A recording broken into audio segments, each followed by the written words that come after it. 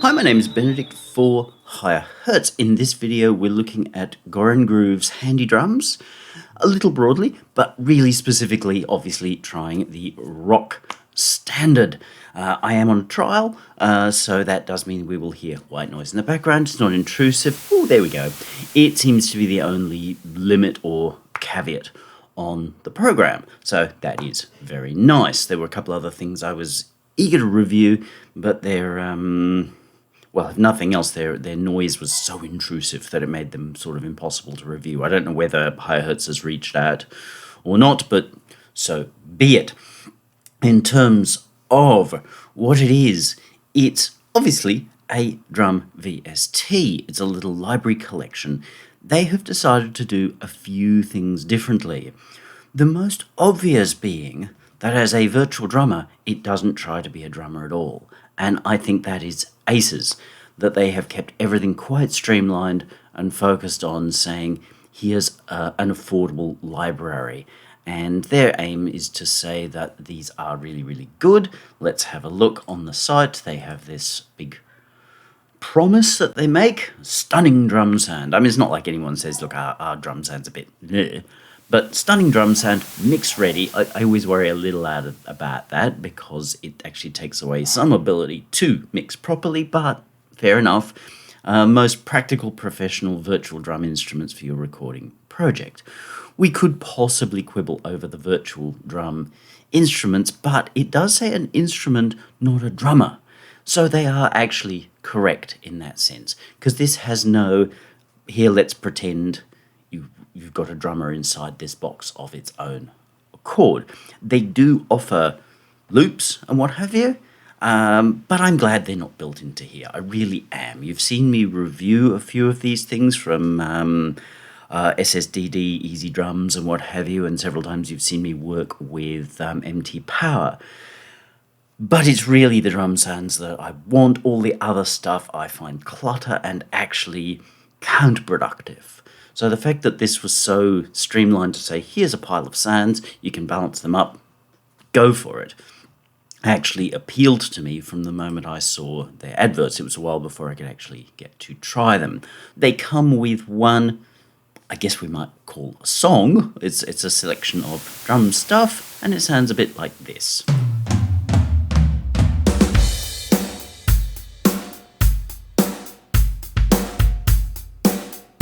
So the initial promise of they're going to sound good and kind of good enough to go is, it stands up pretty well.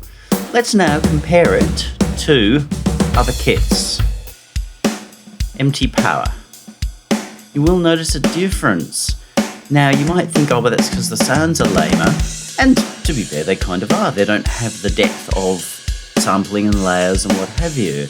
But there's something else. Let's look at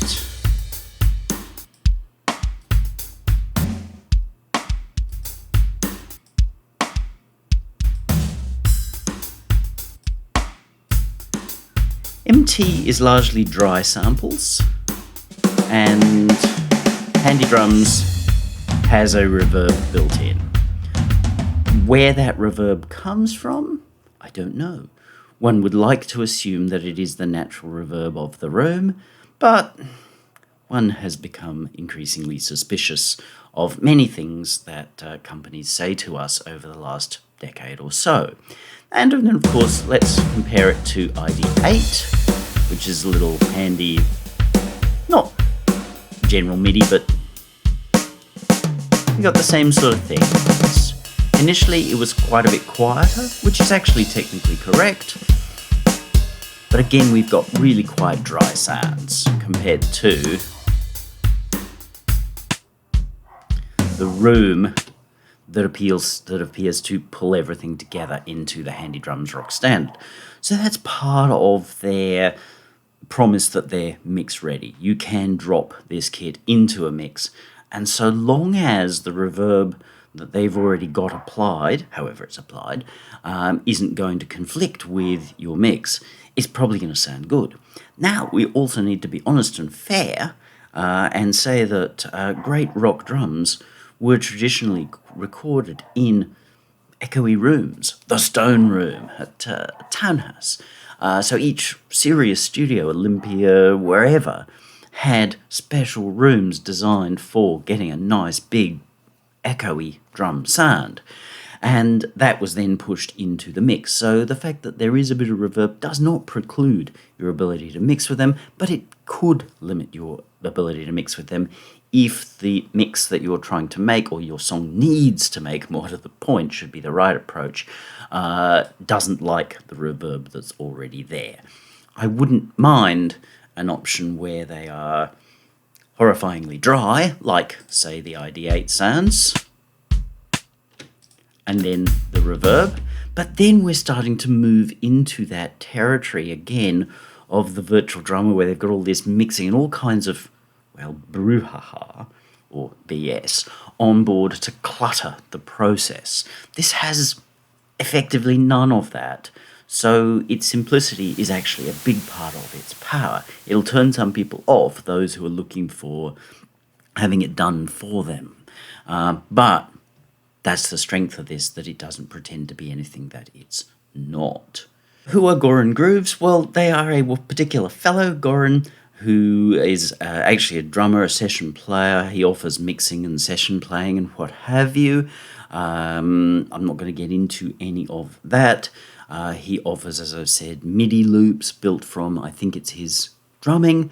I think you can even get free loops, audio loops, which are probably just his MIDI of these or something. I really don't know. I didn't look into it. I'm not a fan of loops. I think they do way more damage than good. But chase them down. They are there if that's going to amuse you.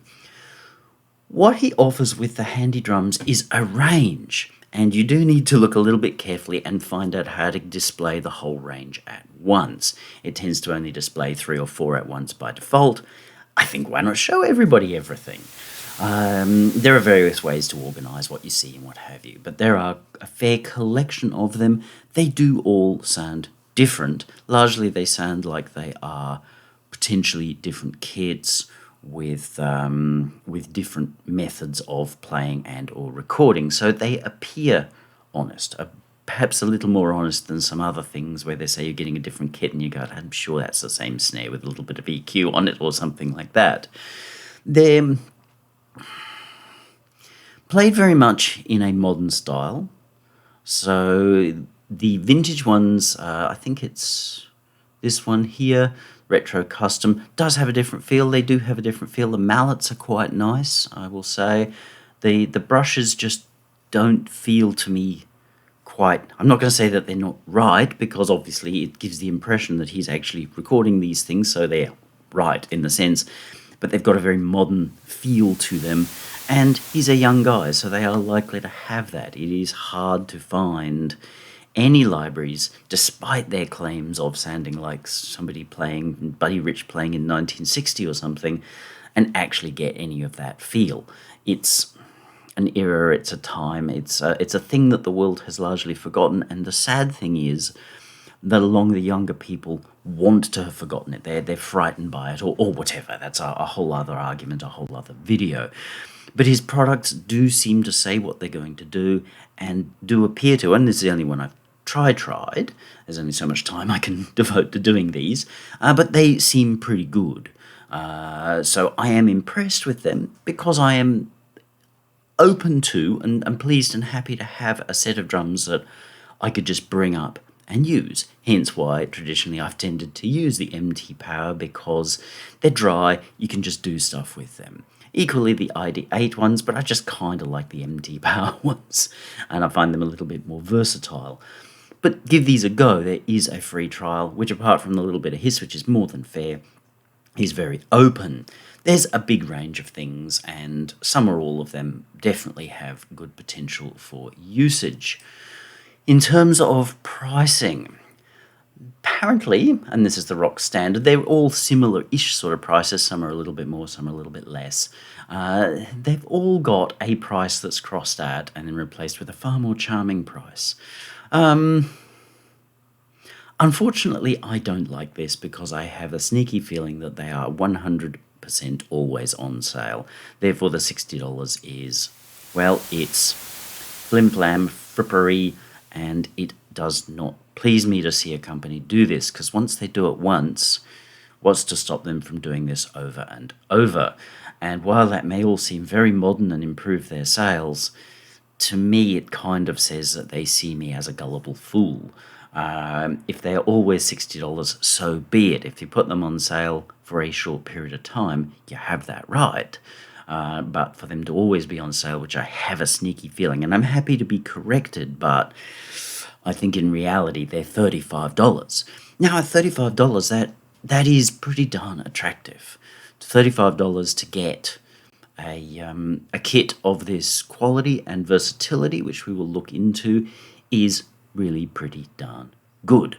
Obviously, if we were to look at buying several of them, then the $35 adds up. But at the same time, if you're looking at an SSDD kind of thing, they're commonly in the $100, $200 arena, and give you one, maybe two kits, or one kit which with a couple of alternatives, which are still essentially the same kit.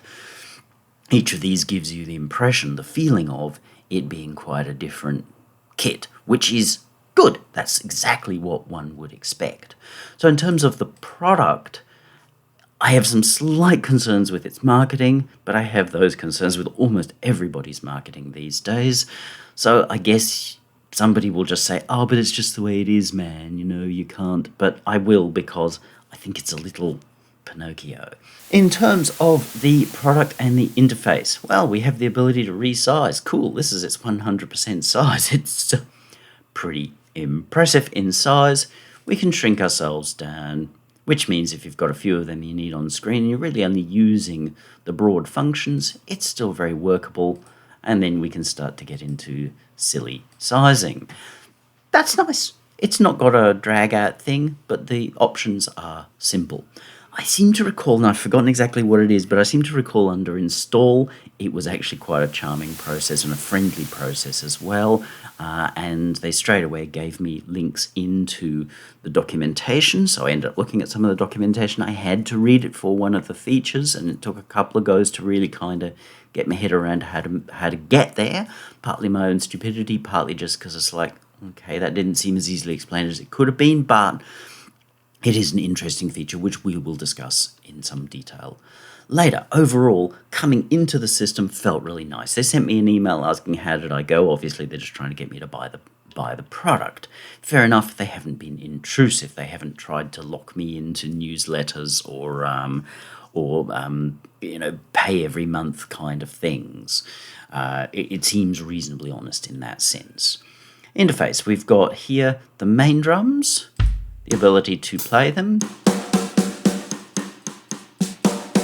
This is kind of cute, in that as you keep re-triggering something, it plays through the range of sounds that are available.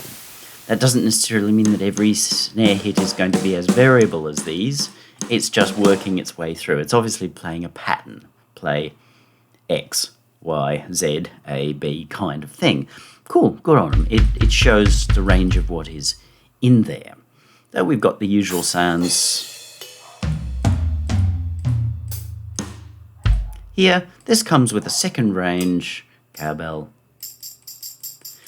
Problem with the tambourines and the shakers is that they don't really get that feel. They're more of a hit kind of thing. You don't get that. Maybe there's some way you've got to program, but you don't get that feel of a fluid shaker or tambourine performance.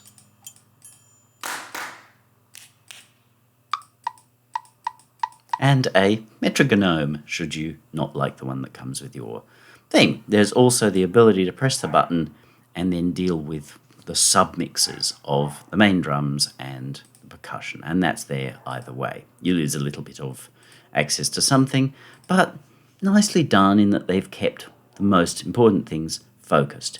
You can mute any or everything, which is good, including the submixers. So if you say, look, I only want to hear my percussion, you can mute these. I believe they're all automatable as well. So that's nice. But you will notice that it's quite limited in features, in the sense that you've got the ability to change level, and the kit is sort of pre-mixed, but there isn't any panning. Now, before you get upset, you just use multiple adds. It does have them. That's it. That's what it does. We've then got showing us where things are. I assume these are following a standard because I found that there was no noticeable difference in what we heard between the handy drums and power drums and ID8. Good. I've had some situations which are a little different. There are, however, a couple below here which we will get into later. There's then a key mapping, so if you find that you don't agree with where they've put the splash, then you can move it or use your keyboard to learn a new key. I don't want to put it off, so I'm not going to do it. You can turn that on and off with everything, so it's possible to actually have several different things open or different modes at once. Good on them. There are then some presets. There's only one in here. I don't know whether you get more with purchasing, but I don't see why you'd want or need more, because you've got to work out how you're going to mix this in your song. If you want it done for you, well, then you need to hire a mix engineer. Over on this side, we have multiple adds. Yay! So we've got our mains, 1, 2, 3, 4, 5, 6, 7 stereo adds on top of that. So 8 stereo adds. That should be enough. Bearing in mind they're stereo adds, you should be fine. Failing that, if for some reason you really needed a lot more adds than that, then simply create a new instance. It sounds to me like you're probably working on overkill, but somebody will feel the overwhelming need to have it. And it is nice that you can leave this in situ, as in this is just open. So you can choose whether you want to have the mutes open or where things are routed to open. That's kind of nice that they've made their screen adapt rather than get cluttered or unusable. Sure, this kind of makes it unusable, but that's reasonable in the situation. This makes it unusable, but it's reasonable in the situation. These options you can have running at once, which add different bits of information that you may prefer over the default. That is good. There's also a setup screen which, unless you want to get into varying your hi-hat controller curve, is really not that interesting at all. That's our interface as such. There is a trick that this has. Let's just delete these, get them out of our way. So now we've got our variable hats.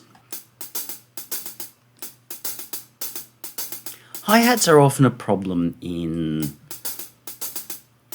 drum machine-y kinds of things, because as we hear, they're a bit flat. We've got our MIDI, which is here. I haven't exactly helped matters by programming everything with the same very consistent velocity, but they have a feature called variable hats. And there are a couple of ways to access this, but this is the main way to access this. Isn't that dramatically different? Now, don't worry, I didn't set this up with anything other than kind of randomness. So if you're thinking, gee, that performance seems a bit weird, why would you play it that way? Yeah, it is. I was purely showing, look how much variety we get between this rather static thing and there's now what we'll loosely call nuanced performance with the ability to control things. Now, the way this works is through this. You may have noticed that this moves a little bit. Now, I've got it set to controller 1, mod wheel 1. Apparently, it's a drum thing for it to be preset to controller CC4, which obviously in a MIDI DAW sort of focus doesn't make a lot of sense. And they're working on the assumption that I'm just easily going to change my knob setting to this, that, and the other.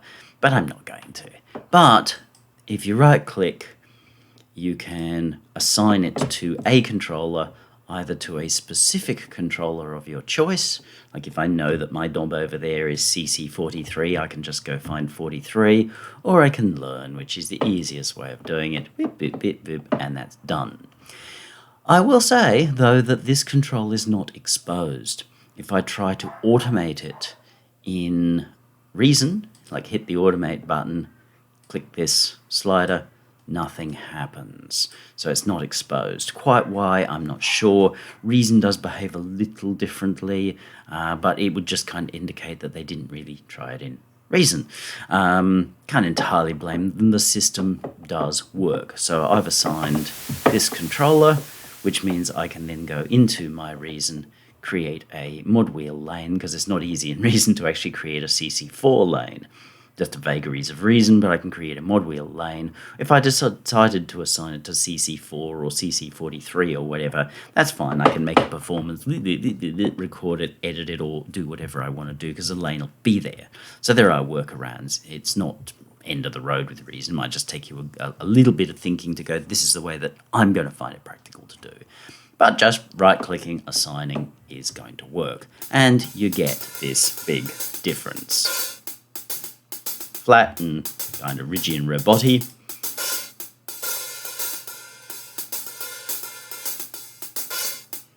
And so that really quite dramatically changes our feeling of movement. We haven't changed time at all, but because some of those hats are more open and more slurry and therefore longer, they change our feeling of time.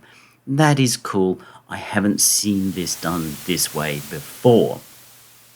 Maybe other people have, but that is a cool feature for a otherwise pretty dirt cheap kind of a plugin to have this.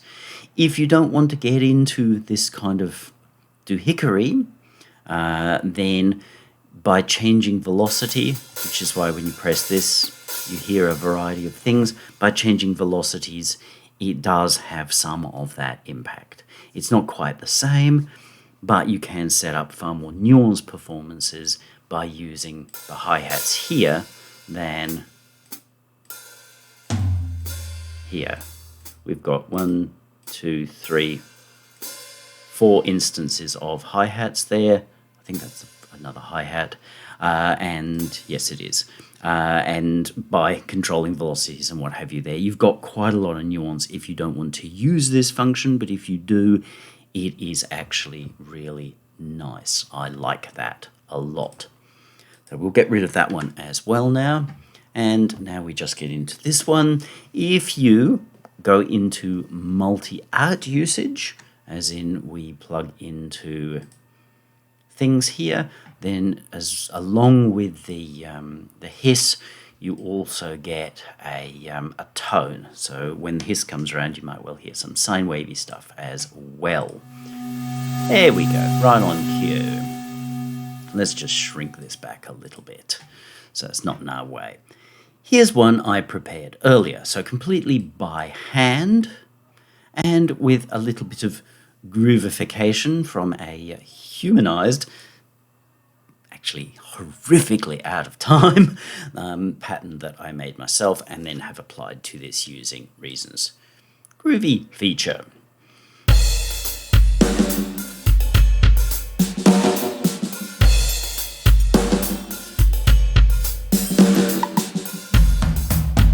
So mix-wise, you can see we've got our main kit.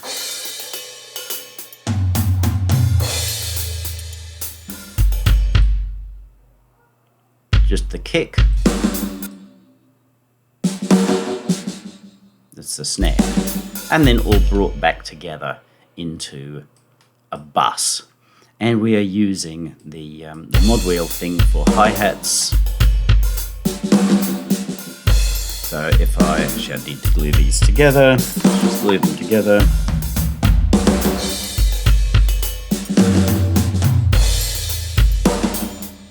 So that's without using the variable hi-hat thingy. That is with using it. You can see the little animation there. Obviously much, much nicer as a performance. Everything else being the same, change that, you've got a more dynamic performance. There's, as I said, a little bit of, so if I turn this off,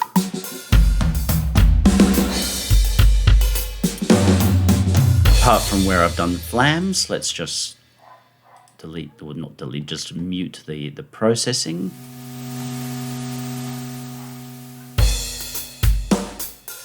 So very straight programming, apart from the flams. If I enable this, it just loosens up. And then of course it comes down to mixing. So I've broken out the kick, and I've used two processes. One being a multiplier, Hertz multiplier, which is free. It's a little bit of an unusual choice, but I want to loosen the feeling of that, and I want to make that kick drum seem dramatic. So the modulation here gives us some movement. It's also giving us a little bit of a resonator, so it's actually emphasizing that particular frequency that you can just hear. So it's kind of like an EQ, only it's not an EQ. And there are little elements of reverb or echoiness in there as well, but so tiny, so short. But that's changed our sound, unified it, and then compressing it to give it a lot more punch, and also to remove some of the hold or sway of that tone that's being added. You can hear some of the effect there where the tone comes in.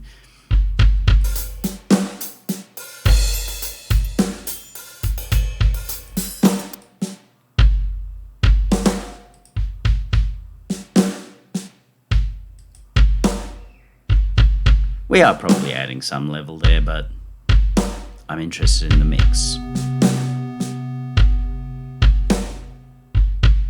And then we've got our snare. We've got a Hertz delay, again free on 5 Hertz, and ADHD. Now, just letting you know, I'm not grabbing these Hertz multiplier and delay because I'm wanting to show off and get free brownie points with high Hertz, because I use them a lot in mixes. I built them to use in mixes. And the ADHD, of course, is one of my absolute go-to compressors. I've tested lots of things that cost money, and I was happy to give this guy money because it's a steal. Pull these out. We want to give this real presence, or at least I wanted to give this real presence. So this is adding some chorusy kind of stuff, which helps move that snare, because samples, no matter how many layers there are, will still tend to be pickable as being kind of static. So this gives them kind of movement.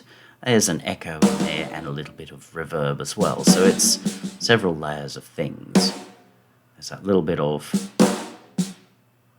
that moves the feel of tuning, or where it's being hit, around a little bit.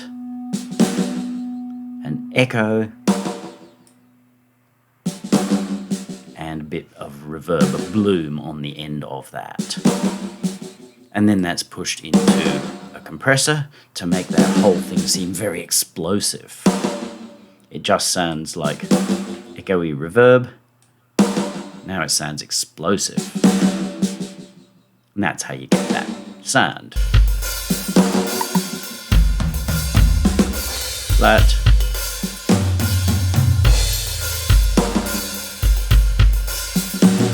So we've got those hi-hats doing the moving around hi-hatty thing, which makes them come forward a lot more.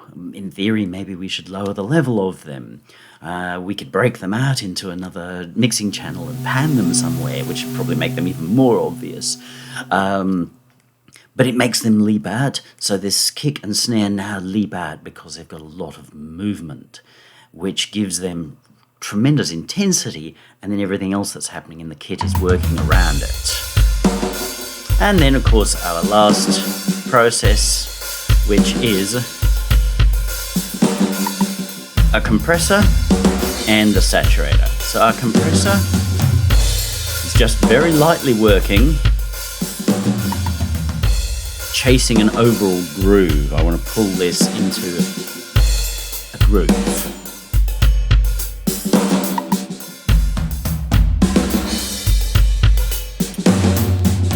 And then Bedroom Producer Blogs Saturator. I was torn between using Scream and this, but I ended up with this one.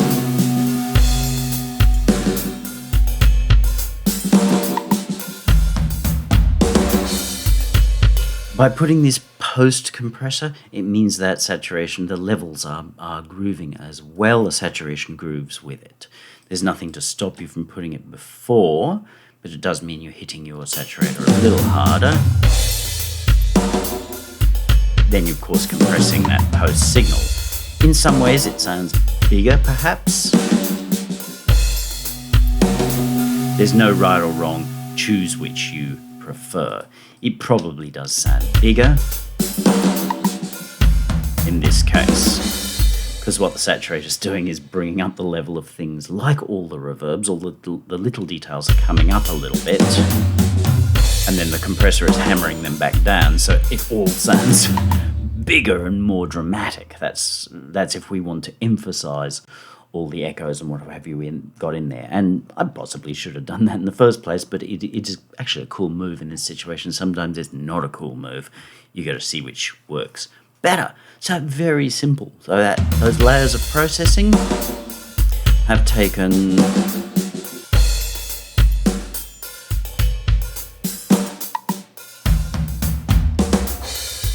a nice set of drums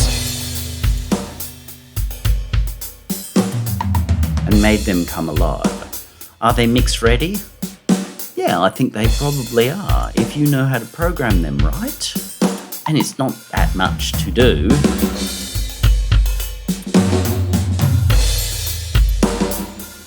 Assuming I had the right things to go on top of this, an actual song to mix, then I would be happy with these, very happy with these, which is what I had a feeling I would be when I first saw them advertised, because I thought, okay, these guys are going deliberately in the opposite direction of everyone else is going into more and more features.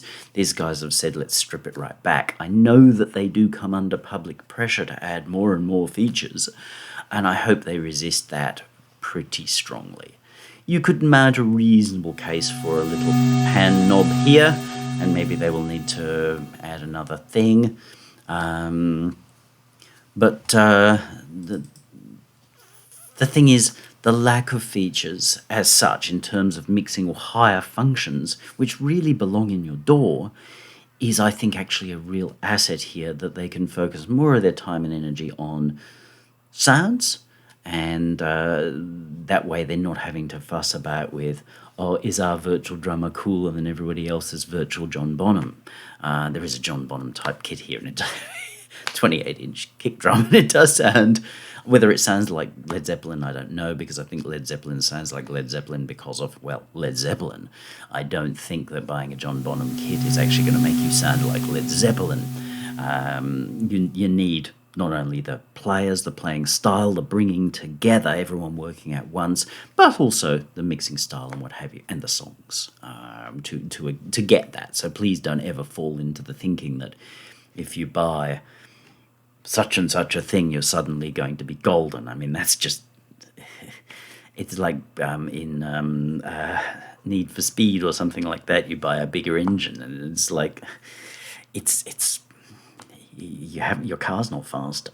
Yeah, in Need for Speed it might be, but that's in the game. In the real world, your car is not faster. You're not any cooler. Girls don't dig you anymore because you bought a bigger engine in Need for Speed. It's just, we've got to learn to separate out what's real and what really matters.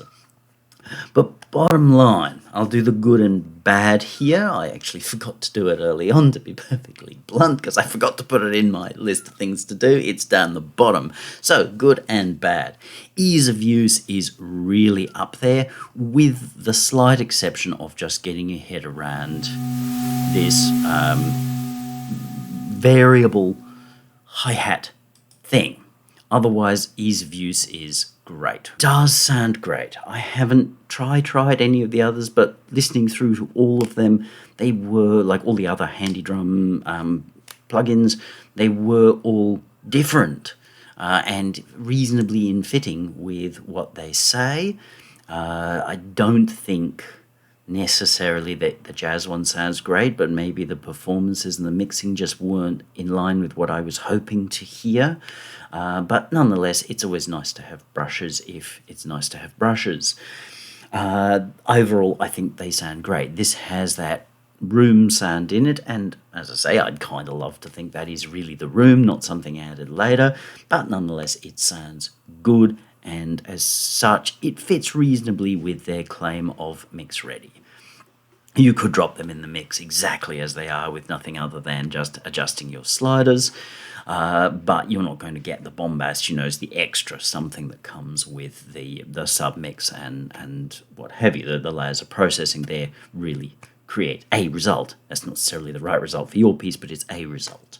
So it's good. The variable hi-hat thing, I think, is really good. Yeah, it's a little tricky to start with, but once you get it, and you've got that ability to use it, woohoo, look at it fly, then I think it's actually a really nice feature. It's well thought through and worth 12 virtual drummers. The manual exists. You are led to it from the get-go, and I think generally is pretty good. As I said, it took me a couple of goes to really get settled with the hi-hatty thing, but some of that may have been my own just looking in the wrong direction. It works, it's good. Bads, not a lot, but naturally enough, some people are going to complain about its limits. This is not a virtual drummer. As you notice, while the words kind of take you close, it is an instrument. If you buy a drum kit, you don't expect it to play itself. You don't have the ghost of John Bonham or Jason appear and suddenly play it for you every time you sit down at your door so that you get free inspiration. That's not reality. This has very cleverly kept out of that.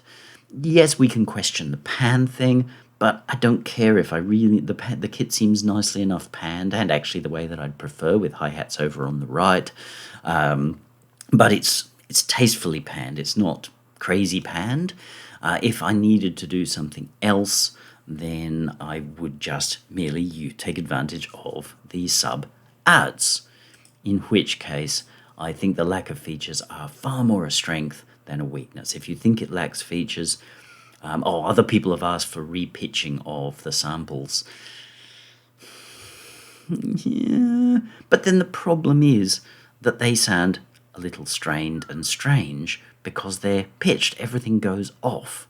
While that's very common in drum machininess, if we're trying to get away from drum machininess, which is good or bad, depending upon you, then why would we implement a feature that's just going to make it sound like a drum machine? If we wanted a TR-505, why wouldn't we load up a TR-505 kit in our drum machine of choice that's going to have all the usual features? So bearing in mind just extra knobs and stuff like that, I'm perfectly happy for it not to be there. If it's there, fair enough, but all we're going to do is some strange tuning, because I am very confident that just like stretching piano samples and what have you, that it's not the equal of tuning a piano or tuning, in this case, drums. If we change the tuning of our snare, I bet that is going to be different results from changing the tune of the sample. So I think that if you think that it's got some limits, you're probably banging more into your own emotional limits, your own fears, more than any actual real genuine issue with the program. Pricing, at $35, I think they're pretty darn good. But the fact that they tell us that they were $60 or $69 or whatever, I think is pretty darn uncool. If it is a particular sale, then you should be saying it's a sale for this period of time. I mean, that's just common sense and generally in law in most countries.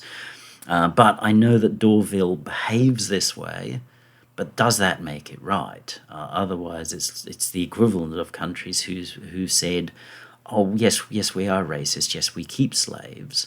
If they are of a certain difference from us, then we may keep them as slaves. That's okay, that's our culture. But does that ultimately make it right? And I think almost everybody is going to go, yeah, look, no, it doesn't. So, Goran, if you are watching this, please be just a little bit more honest. At 35, you have a very impressive product, especially seeing it's got lots of hits and things and your cool little hi-hat thing. You've got plenty going for you already. Doing something that I think for better people, who are ultimately the ones that you want, yes, they're not going to be as quick to buy as the fools, but the better people are more likely to walk away or feel a little bit of a stain.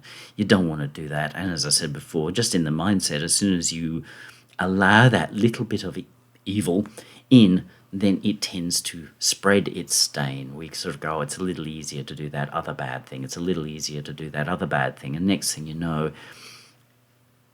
we've got already rafts of manufacturers who are selling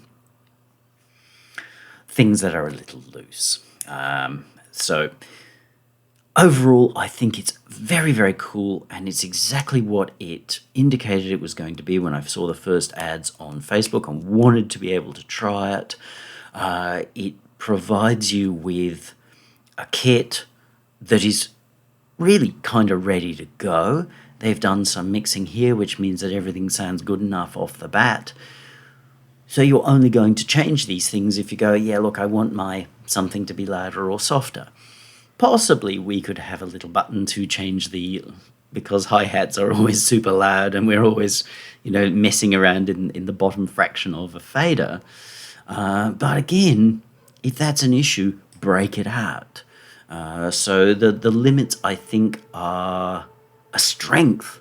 And I'm delighted to see no pretend drummer trying to pretend that I'm really going to get John Bonham delivering me awesomeness, because such is total unadulterated BS. What makes a drumline work wonderfully in a track is when the drumline fits the track, not the other way around.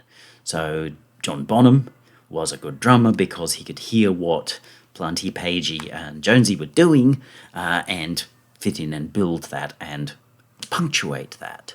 And that's what you want your drums to do, and then they are going to feel vibrant, whether they're programmed or played by the ghost of John Bonham or some idiot from up the road. It's all going to work well because it's actually fulfilling its function as music, so good call on dropping the silly virtual drummer things.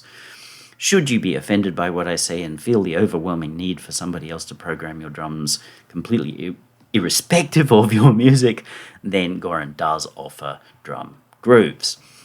Not getting into them, not interested in them.